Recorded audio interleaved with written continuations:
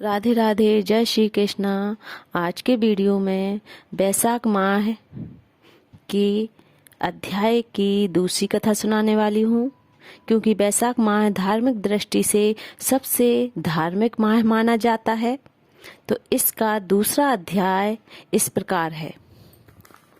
नारद जी कहने लगे, जैसे सतयुग जैसा युग, वेद समान शास्त्र और गंगा जैसा तीर्थ, जलदान जैसे दान, भार्या समान सुख, खेती जैसा धन, जीवन के समान लोभ, नेत्रों के समान ज्योति, भोजन के समान तृप्ति, सत्य के समान यश, आरोग्य के समान हर्ष कोई दूसरा नहीं है।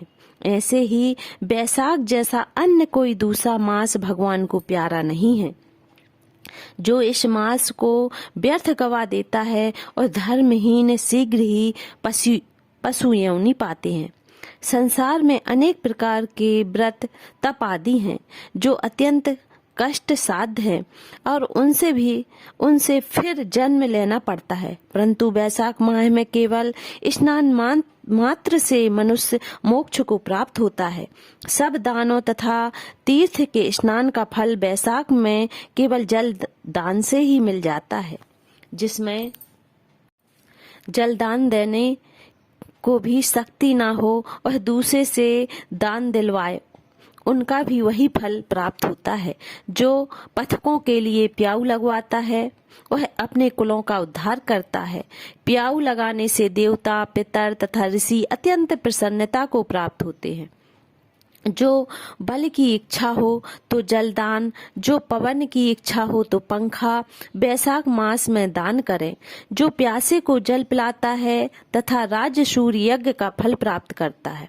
जो धूप और पसीने से व्याकुल ब्राह्मण पर पंखे से हवा करता है वह सब पापों से रहित हो गरुड़ के समान हो जाता है। और ब्राह्मण को पंखा दान न करने वाले अनेक प्रकार के बाता आदि से दुखित हो नरक में वास करते हैं। जो थके हुए ब्राह्मण पर कपड़े से ही हवा करते हैं वह पापहीन होकर भगवान को पा जाता है। और जो शुद्ध हृदय से ताड़ का पंखा दान करते हैं वे यमदूतों का तिरस्कार करते हुए बैकुंठ को पाते हैं। जूते का दान करने वाले को न इस संसार में दुख होता है न ही नरक में यातना भोगनी पड़ती है। ब्राह्मण के याचना करने पर खड़ाऊ दान करने वाला राजा होता है। जो मार्ग में आश्रम के लिए घर बनाता है उसका फल ब्राह्मण भी वर्णन नहीं कर सकते। जो अतिथि ब्राह्मण को भोजन करवाए उसके फल का भी कोई विस्तार नहीं है। अन्नदान पाने वाला अपने माता पिता को भी भूलकर दान ही को अपना सर्वस्व मानता है। माता पिता तो केवल जन्म के दाता हैं, इसलिए विद्वान लोग अन्न देने वाले को ही पिता कहते हैं। इस प्रकार जो बैसाख माह में ब्राह्मणों को किसी भी प्रकार का दान देता है, उनकी सेवा करता है, उसको मोक्ष की प्राप्ति होती है, उसे नरक की यातना नहीं भोगनी पड़ती है, अंत में विष्णु धाम को प्राप्त होता है। बैसाख माह का दूसरा अध्याय समाप्त होता है। राधे राधे, जय श्री कृष्णा।